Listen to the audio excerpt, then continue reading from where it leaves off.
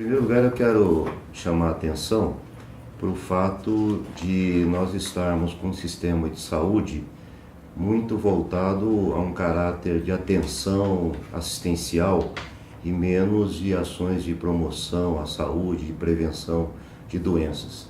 E acho que um grande desafio que nós temos hoje na saúde pública é buscar um trabalho mais integrado em relação à questão da sustentabilidade, dos cuidados com o meio ambiente e, sobretudo, com a questão de educação para a cidadania. Hoje se discute muito a questão da dengue,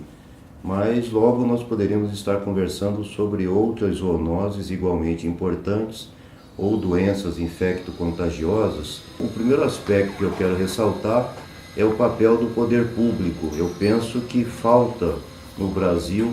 uma ação mais integrada dos diferentes níveis de governo e uma integração das políticas públicas, sobretudo aquelas voltadas à informação à população a partir de dados científicos, técnicos, orientados pelo poder público, para que não se instale pânico e para que as pessoas possam ver qual é a sua parte no processo, uma vez que você não consegue debelar, controlar ou impedir uma epidemia apenas por ação do poder público. É preciso envolver o conjunto da sociedade. Nesse sentido, eu apresentei um projeto de lei na Assembleia Legislativa que cria a obrigatoriedade de que pelo menos 25% das verbas gastas com propaganda de presidente, governador, prefeito, no caso da Assembleia do Governo do Estado, sejam aplicadas em ações de educação e saúde.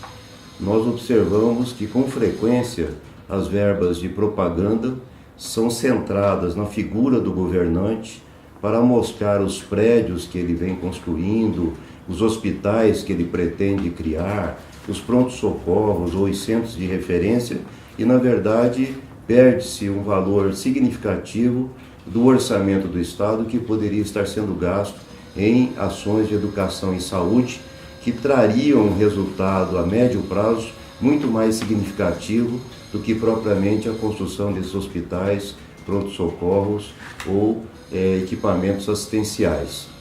Dito isso, eu acho que também é um equívoco que eu tenho observado nas visitas a vários municípios no estado de São Paulo, prefeitos e vereadores achando que a criação de um centro de referência em dengue com especialistas seria a medida mais apropriada quando se tem uma epidemia instalada. Na verdade, eu acho que nós não cuidamos adequadamente do meio ambiente, nós permitimos a proliferação do vetor, do Aedes aegypti, nós não orientamos adequadamente a população e acho que seria um equívoco nesse momento nós centrarmos fogo na prioridade de gastos na construção de hospitais e centros de referência especializados, ainda que eles tenham a sua importância no atendimento àquelas pessoas que adquiriram a doença. Mas eu acho que nós subestimamos a necessidade de investir mais fortemente nas ações de promoção, de prevenção, e eu cito aí a estratégia de saúde da família, que não tem o desenvolvimento que poderia ter tido, a expansão das equipes de controle de zoonoses, um trabalho integrado entre os agentes comunitários de saúde, os demais membros das equipes de saúde da família, da estratégia, com os agentes de controle de zoonoses, na medida em que uma ação articulada deles com a população no âmbito da atenção básica faria com que nós tivéssemos provavelmente uma incidência menor desses casos, aliados a isso, essas medidas de melhoria dos cuidados com o meio ambiente. Deputado, você fala em aumentar os recursos para propaganda para que as pessoas saibam como evitar a criação, o aumento de insetos que causam a dengue. Mas desde a década de 90 já temos questão de surtos de dengue, e se você perguntar para qualquer pessoa como ela vai saber explicar exatamente como fazer para que o mosquito da dengue não se procrie, como não deixar possibilidades de criadouros na sua casa, na sua residência. não seria o caso de pensar em outro tipo de estratégia de comunicação, em talvez outros mecanismos dentro dos municípios para, por exemplo, sobretaxar pessoas que têm terrenos não construídos? Não seria o caso da gente pensar numa nova estratégia de comunicação, que não seja apenas essa? Bom, essas estratégias punitivas, elas estão contempladas, né? Há quem diga que você só consegue ter um resultado quando mexe no bolso do cidadão ou quando você dá o poder de polícia para os agentes de saúde para que eles possam adentrar a uma residência sem necessidade de uma ordem judicial. Mas eu acho isso um equívoco. Eu penso que além da informação sobre a doença, sua transmissão, sobre o vetor e sobre os cuidados que são necessários, nós precisamos mudar uma cultura. E você não muda uma cultura se você não envolve a participação das pessoas. Mais do que informar, nós precisamos criar um amplo movimento de mobilização da sociedade para que se mudem as atitudes das pessoas em relação aos cuidados com o meio ambiente, a questão das águas paradas, dos lixos que são depositados indevidamente e os cuidados que poderiam estar sendo tomados no âmbito de cada um dos domicílios, mas também na sociedade como um todo, envolvendo áreas que são de responsabilidade da Prefeitura, do Governo do Estado e em alguns casos até mesmo da União, e fazer esse trabalho de modo articulado. Eu penso que nós temos que transitar desse sistema de atenção, desse sistema assistencial de saúde que temos hoje, para um sistema de saúde diferenciado, em que a mobilização da sociedade, a participação dos munícipes, o chamamento a diferentes formas de envolvimento das pessoas no debate da saúde, da educação, da sustentabilidade do meio ambiente é algo que passa a ser imprescindível. Vou citar exemplos. Eu aprovei aqui na cidade de São Paulo a criação de salas multiuso nas unidades de saúde, onde ali você tem a possibilidade de ter o teatro, a dança, a música, envolver os jovens, trazer a sociedade para o ambiente da unidade de saúde, inclusive nos finais de semana, em que frequentemente elas estão fechadas, para que a população ali possa discutir os seus problemas, dialogar com os agentes públicos, com o pessoal da área da saúde e lançando mão de diferentes mecanismos de comunicação, inclusive com o teatro, a dança, a música e outras modalidades, nós fazermos com que as pessoas se conscientizem de que elas têm um papel a exercer do ponto de vista da sua cidadania. Por isso é que eu falei que a educação não é meramente uma educação técnica, uma educação científica ou uma articulação da Secretaria da Saúde com a Secretaria de Educação. Nós precisamos educar e praticar a cidadania ativa. E acho que o poder público, com todo o potencial que tem de mobilizar a sociedade, faz isso de modo secundário e acaba ficando no senso comum, que é o que a população espera. A população espera do prefeito que ele mostre quantos prédios ele está construindo, quantos hospitais ele está fazendo, quantas unidades de emergência ele está instalando, e na verdade isso não é o principal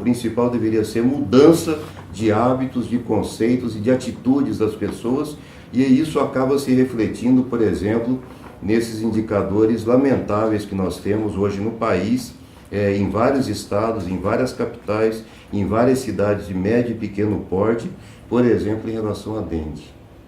No caso que a gente estava conversando antes, os hospitais que atendem os planos de saúde, eles não estão cumprindo o protocolo com relação à dengue. Então, a pessoa chega, ela é medicada como a virose, é enviada para casa, ou eles colocam, pedem que essa pessoa procure um hospital público para ser atendida, ou seja, estão completamente fora daquilo que se espera dentro da saúde para resolver o problema da dengue. Dentro da Assembleia Legislativa, o que poderia ser feito para obrigar que esse protocolo fosse cumprido dentro dos hospitais da rede privada? Existe alguma coisa que possa apressar isso para que o protocolo seja... Infelizmente, nós não podemos legislar para a iniciativa privada.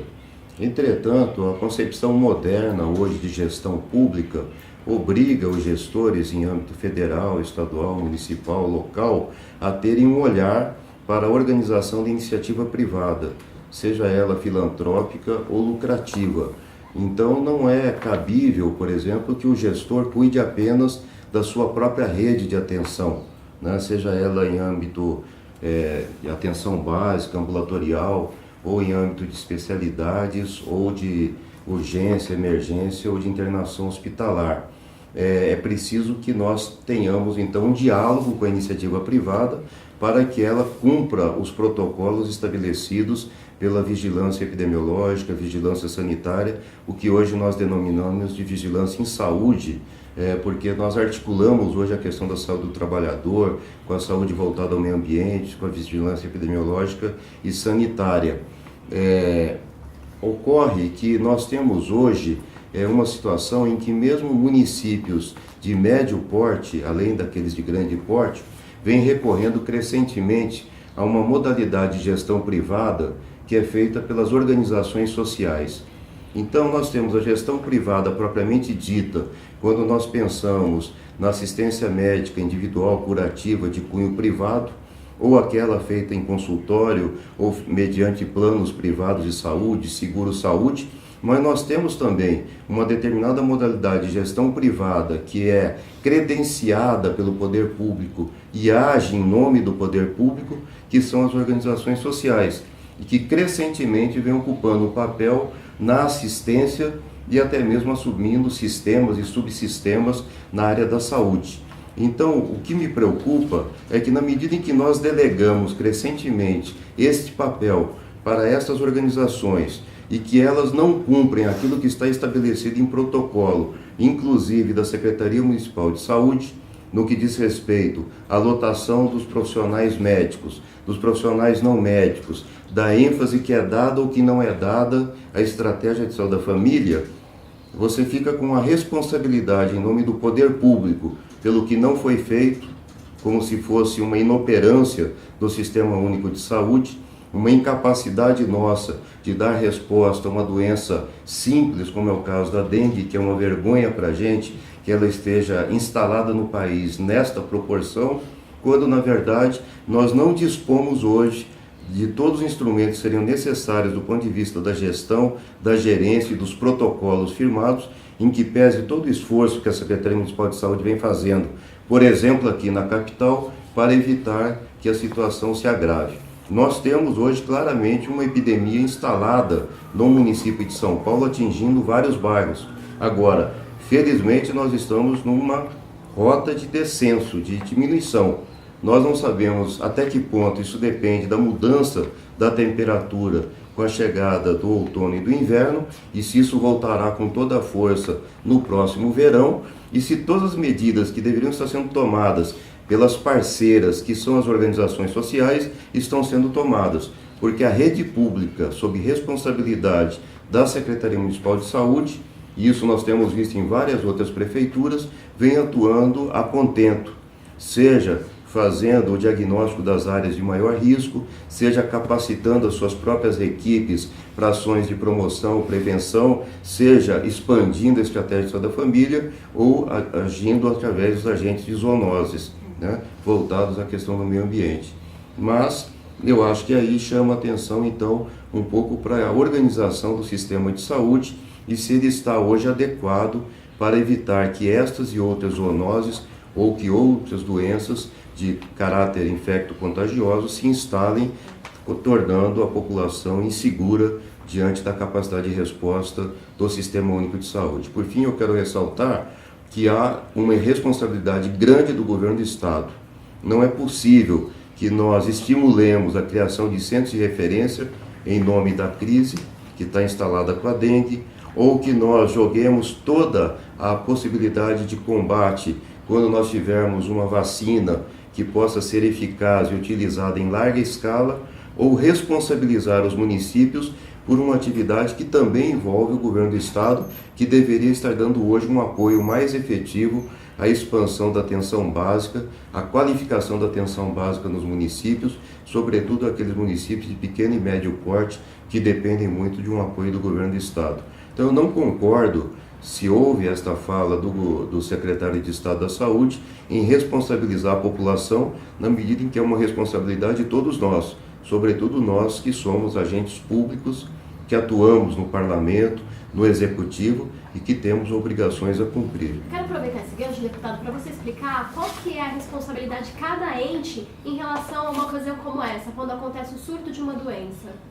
Olha, isso está bem estabelecido no Sistema Único de Saúde. Não há que se eximir de responsabilidade nem a União, nem os estados e tampouco os municípios. O que nós precisamos é ter estratégias que sejam articuladas. E elas não podem ser apoiadas no improviso. Elas devem levar em consideração o conhecimento científico que se tem sobre a doença, sobre as melhores formas de prevenção e de controle, o que depende de nós controlarmos os vetores envolvidos, como nós devemos agir em relação às pessoas infectadas, né? E ao mesmo tempo como impedir que o vetor possa ser infectado e por decorrência atinja um contingente maior de pessoas. Então, não cabe hoje nós termos uma ação isolada em que a União diga: não, nós já definimos que essa é uma prioridade nossa, nós estamos liberando recursos do orçamento da União para que se expandam as equipes de atenção básica, por exemplo, na estratégia da atenção da família, não havendo um diálogo direto com os gestores estaduais. É preciso que esse diálogo ocorra, né? E isso vem sendo feito numas instâncias do SUS que são as chamadas comissões intergestoras, tripartite e bipartite. Ao lado disso, é preciso que a gente tenha uma regionalização